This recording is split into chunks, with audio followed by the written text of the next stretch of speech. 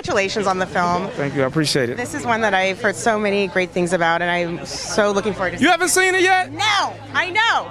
What the hell going on? My business partner saw it. I'm really pissed at him. I didn't get to see it. How is your business? Please, how does the partner thing happen if you didn't get the chance to see it? He's in the Critics Association. I forgot to apply. Oh. But I am going to see it this week, so it looks amazing. Thank you.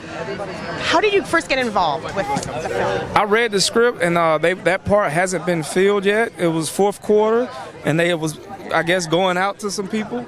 And I just put my bid in, and I was like, screw it. I think this story needed to be told so bad that I did it, and I got it, you know? I love that it comes from a very personal place, because I always think when you do vulnerable writing, it's the best writing, and it's what people, it resonates with people. Yeah, the story is from an authentic place, and everybody, including the person who was cooking the food, brought an authenticity to the film, which allowed for us as guys to be very vulnerable on set.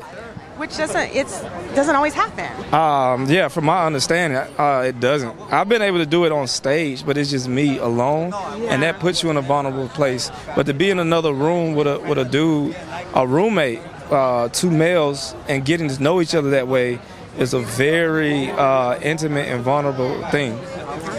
Yeah. Because you do comedy, so you're used to. I mean, comedy is so vulnerable. Like good comedy is like good comedy is vulnerable. Dark. I'm sorry, it's like yeah, I'm dark. They're dark people. Yeah, I'm dark. Comedians really, they dig in there. Yeah, I go for it. I mean, and comedy makes you deal with who you are. Absolutely. And that's why I think comedians are such dark people and sinister, is because we're forced to deal with our demons. And I believe in balance. So I believe in celebrating your demons as well as your good, and then learning how to make those work.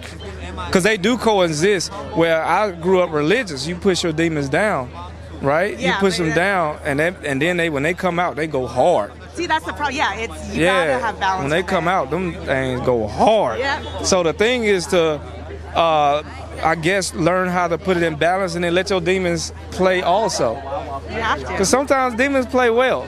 They do, and it's part of you. You gotta be you. Yeah. So, and it makes us unique, and we all got a story to tell. We got a story to share with somebody that can inspire them. A lot of us try to be in a box one time because that's what society try to put us in.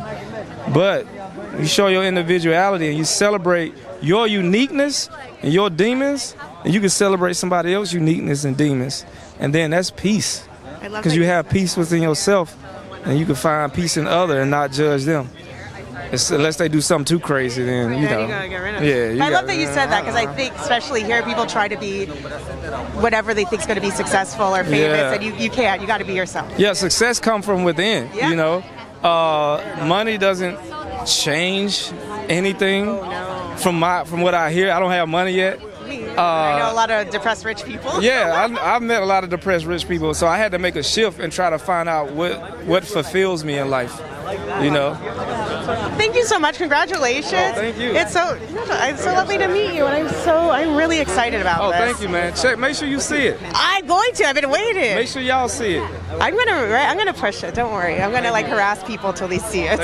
Any great things about it? Thank you so much. What drew you to the material and made you want to produce this particular? I got the script about 2 years ago, January, and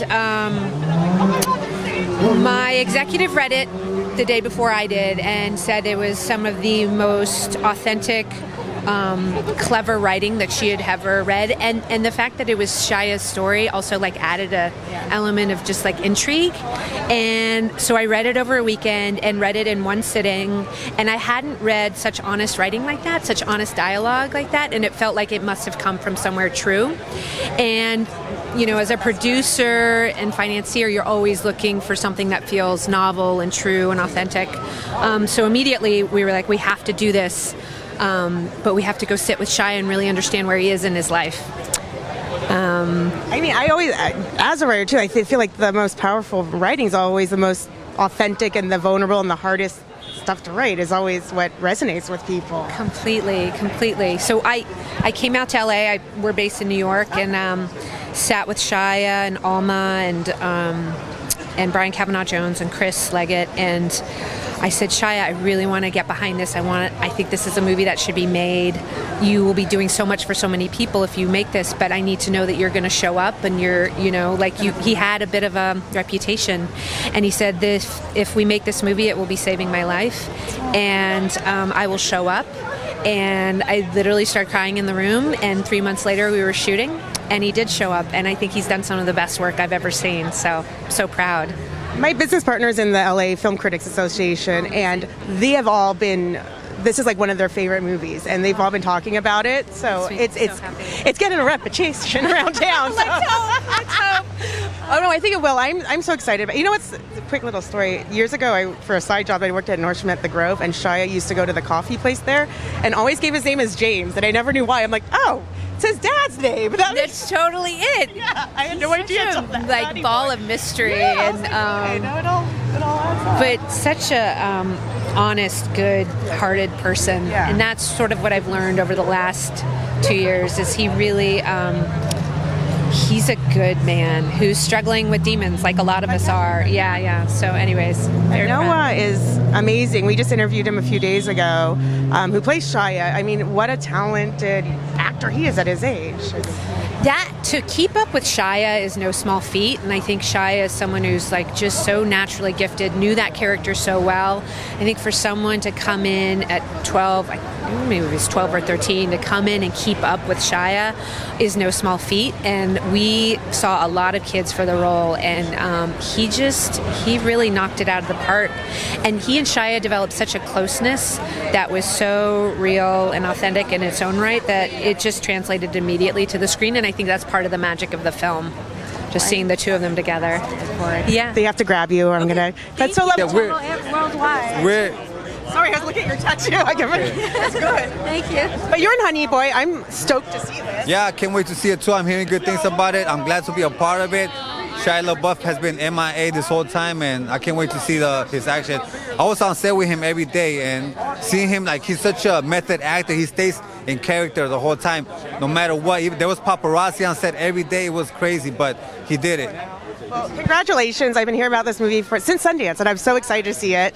And I think it's going to really resonate with people, and it looks amazing. Yeah, I can't wait to see it too. We can't wait to see it. We're about to go in and Because usually you guys don't get to see it till you're at the premiere. People don't realize that till the final cut till you're Yeah, here. but check out these Cortez. What do you think? Shut up. Those where did you get those? At the WSS. Those are so good, Cortez. I love Cortez. Yeah, so I play the pimp in the movie Honey Boy. So, but in real life, I'm not a pimp. You know, I'm dedicated to one lady, and that's it. You know, A beautiful lady. You don't need it. that's right. You know what? I saw your picture in the tip sheet, and I in person. I'm like, you look amazing. Oh, I'll take it. I love it. Can you tell us a little bit about yourself? All right. Well, I'm a songwriter, record producer, and filmmaker. And I love supporting female directors and, original, interesting stories. So it was really important to come out tonight. Girl power. I'm sorry. This is one of the films I've been waiting for to come out. It looks amazing. It looks amazing, and it looks edgy and raw. And I love when this kind of stuff gets a little more attention. Yeah. Well, I was telling Daniela, one of the producers, my business partners in the Film Critics Association, and they're all talking about it, and they all love it so much. So it is definitely getting word of mouth. Yeah. For sure. Well, I'm very excited, and I definitely try to spread the word with everyone. What are you working on? I just actually had a one-woman multimedia show, that I made all these crazy visuals, and so I'll be cutting something out, but I've been dropping all these videos. I just finished a sci-fi dystopian album about when we upload our consciousness onto servers, so that's going to get mixed soon. Oh, thank you. Well, let's be friends. You look like, I love all your buttons, so I think we have similar tastes. We definitely. Yeah. Oh my God, I think you're amazing. Oh, thank you. Look at this guy.